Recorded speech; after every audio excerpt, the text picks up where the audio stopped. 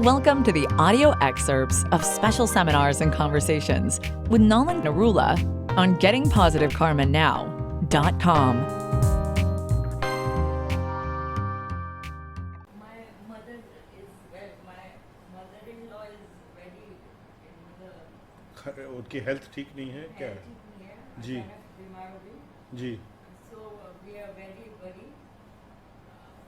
How मतलब healing के बाद मतलब कितने दिन बाद वो ठीक हो पाएगी?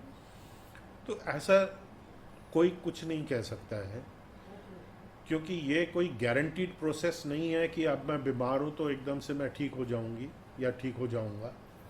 मगर मिरेकल्स हो जाते हैं, पर ये नहीं है कि ये कंफर्म्ड है या कोई गारंटी है. क्या बीमारी है, क्यों बीमार है, कितने टाइम से बीमार है, क्या कंडीशन है, वो देखना पड़ेगा. But healing is not meant that I shall, misbehave or have a lifestyle for 40-50 years where I'm damaging my body and now suddenly healing should make me stand up. हो सकता है और नहीं भी हो सकता है. डिपेंड्स कितनी किस्मत आपकी शिफ्ट होनी है, कितना आपका कर्मा जो है वो शिफ्ट होना है. तो अल्टीमेटली ये है कि हमने आगे जाना है, कहाँ जाना है. वैसे तो लोगों को पता भी नहीं कहाँ जाना है. जब कोई Right. And she is also very good lady. Right. She also मतलब religious. जी जी. मतलब अचानक ही इनको ऐसा हो गया तो हमको अजीब सा लगने लगा कि जी. क्या हो गया उनको. जी. नहीं, ये कैसे जो बॉडीली बीमारियां होती हैं हमारी, ये एक तो जेनेटिक होता है, कोई प्री डिस्पोजिशन. तो जेनेटिक का मतलब कर्मा. एक कर्म होता है कि आपके ये बॉडी में वीक पॉइंट्स हैं या वीक सिचुएशन है. एक ही फैमिली में आप 3 लोग देखेंगे, एक को डायबिटीज़ हो गया, एक को हाई ब्लड प्रेशर हो गया, एक को थायराइड हो गया. तो वही सब चल रहा है, उनके खाने पीने का स्टाइल वही है, रहने का स्टाइल वही है. मगर ये अलग अलग बीमारियां क्यों पकड़ ली इनको? क्यों? हर एक का इंडिविजुअल वीक स्पॉट है.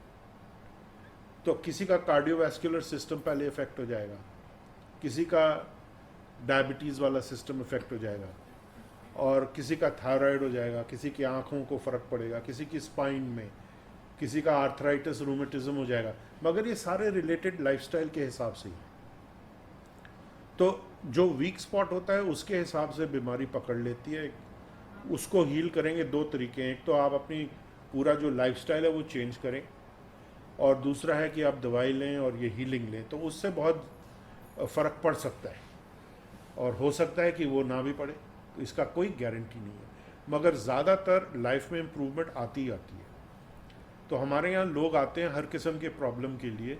हम तो वही कह रहे हैं लाइफस्टाइल अपने चेंज करो. लाइफस्टाइल चेंज करो, पर किसी को ये नहीं पता है लाइफस्टाइल चेंज में मतलब क्या है.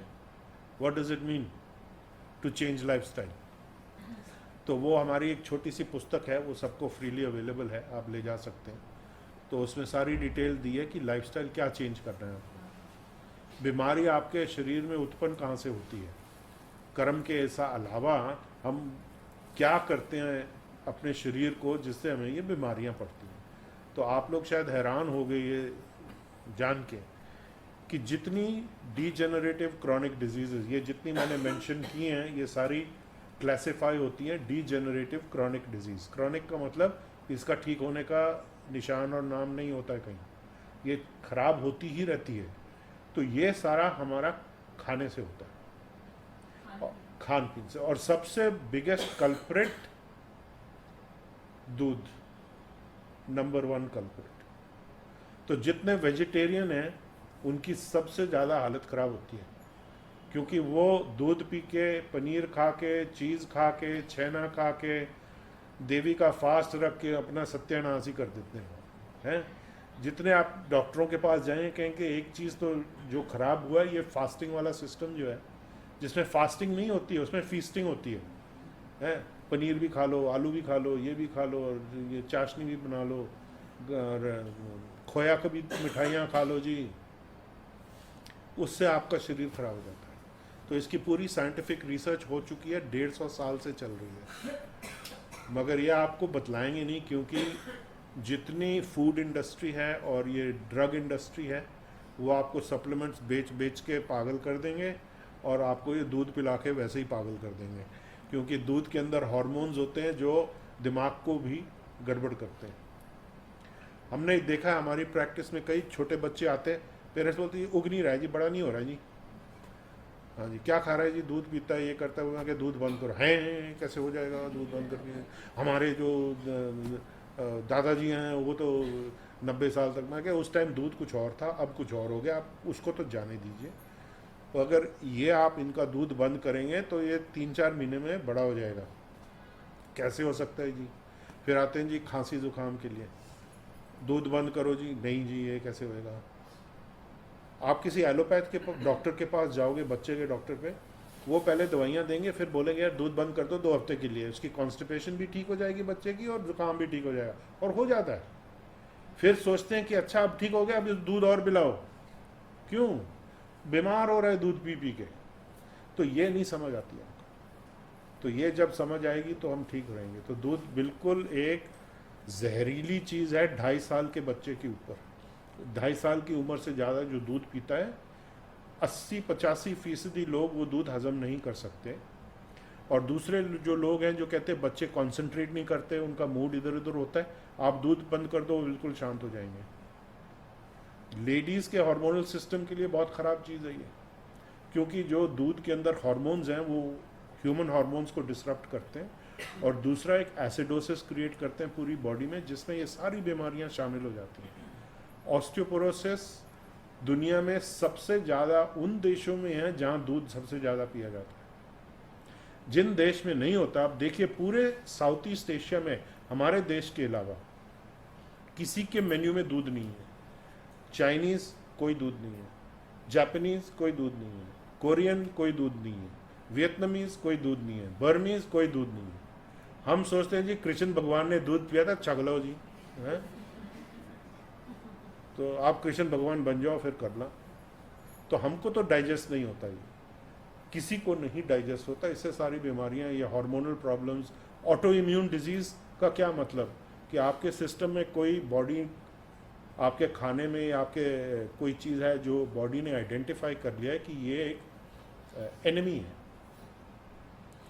अब वो एनिमी मॉलिक्यूल जाके आपके शरीर के कण कण में फैल गया है, तो बॉडी अपने आप को अटैक करेगी कि एनिमी यहाँ पे भी है, इसको निकालो बाहर। तो ऑटो इम्यून डिजीज़ ऐसे बनती है। जब डॉक्टरों से बात करो तो ये बात उनको फिर जब ऐसे एक्सप्लेन करें तो समझ आ जाती है, वैसे नहीं समझ आती उनको कि वो कहते हैं हमको नहीं पता ऑटो इम्यून डिजीज़ क्यों होती है, लूपस क्यों होता है, आर्थराइटिस क्यों होता है, हमको नहीं पता, थायराइड क्यों होता है, बस हो ही जाता है। तो उसका कोई आर्ग्यूमेंट नहीं है। आर्ग्यूमेंट ये प्रॉपर एक साइंटिफिक बेसिस पे समझ सकते हैं। तो लोग कहते हैं हम दूध भी पिएंगे और दवाई भी खाएंगे, ओके, लाइक दैट जी। Milk in any form is poison, चाहे गोलियों में खाओ, कैसे भी खाओ, पॉइजन ही है। The reason is that, for the three reasons. One is this lactase enzyme is not available to digest lactose in the milk, number one. After the age of 2.5 for most people. For Southeast Asians about 85-90%, in the West about 80%. So the Westerners can digest it slightly better, but they still have the same problem. In fact, we are getting children now having diabetes at the age of 10 and 11, which was unheard of, because heavy milk diet. So also the milk has got antibiotics in it, which is given to the cows and the buffaloes, because all their udders get infected with infections, so they are giving them antibiotics, which comes through in the milk. Then IGF-1, IGF-2 are the hormones that are in milk, which increase tissue growth. So the people become very obese, organs start to grow, unwanted tissue starts to grow like tumors. So breast cancer has been linked directly to milk consumption. Ovarian cancer, uterine cancer has been linked directly to milk consumption. There is very little inherited cancer, very, very rare. So it is not an inheritance. Even cardiovascular disease, there is no such thing as family tendency. The tendency is to eat a certain diet. So in Punjabis we have कि हाँ जी butter chicken भी खाना है जी, नान भी खाना है और पनीर भी खाना है, पनीर टिक्का ही खा लें. तो वो सब पनीर टिक्के खा खा के उल्टा कर देते हैं हम लोग को. So anywhere where there is a predominance of animal based food, all these diseases come, about 50-60 autoimmune diseases. Nowadays they even have surf, I believe, washing powder in milk. It has been detected in some mother dairy milk. So even in Amul. Even in Amul. तो घर ही बना लो फिर. हाँ. I have a question. Yes. You can sit and ask. Keep sitting. How can we get the calcium अगर हम लोग दूध भी नहीं पिएंगे तो? You need no more than 135 milligrams of calcium a day. Okay. You eat 4 slices of bread, you'll get calcium because they add calcium propionate and other things. If you eat spinach, you'll get plenty of calcium. If you eat daily basis 3 times a week, 4 times a week, if you are eating a varied vegan diet, you'll get enough calcium. The problem with dairy calcium is that your body can't access it, and so it shunts it into your kidneys usually, and you get kidney stones. So the reason for kidney stones or accumulation of calcium in your body is coming from this inability of the body to take the calcium from milk. So this is the biggest lie that they are proposing, that this milk is very healthy. It's not. And the reason you don't get calcium sometimes is not because of calcium shortage. It is vitamin D3, which everybody is now chronically short of.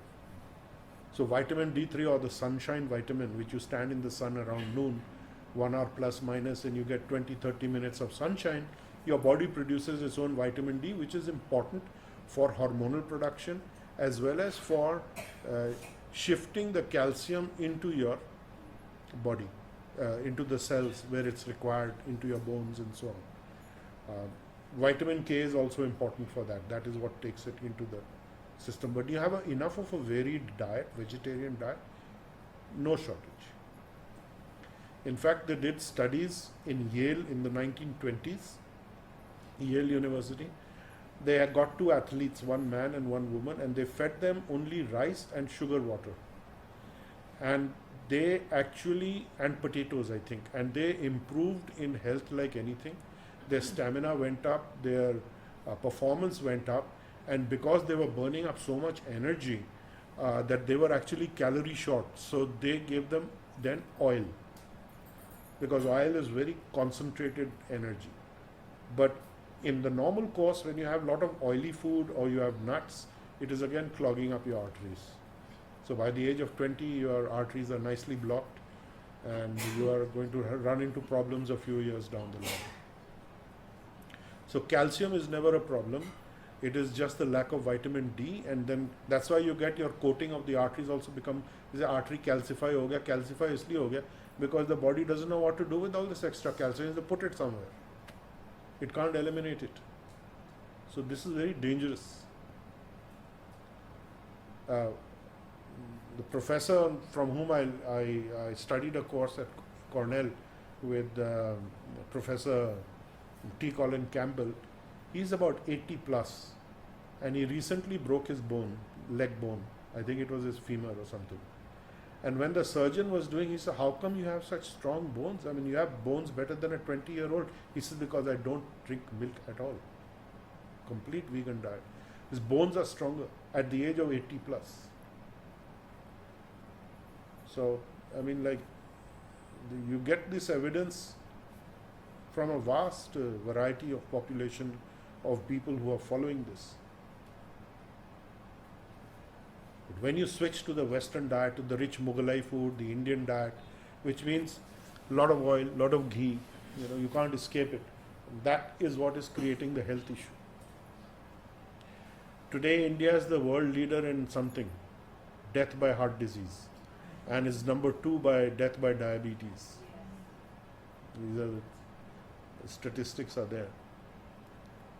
We used to be number 1 in diabetes, but China has overtaken us because they are having a lot more not sweets, oil, McDonald, पता नहीं क्या क्या खा रहा हूँ. You've been listening to a discussion with Nalan Narula on www.gettingpositivekarmanow.com.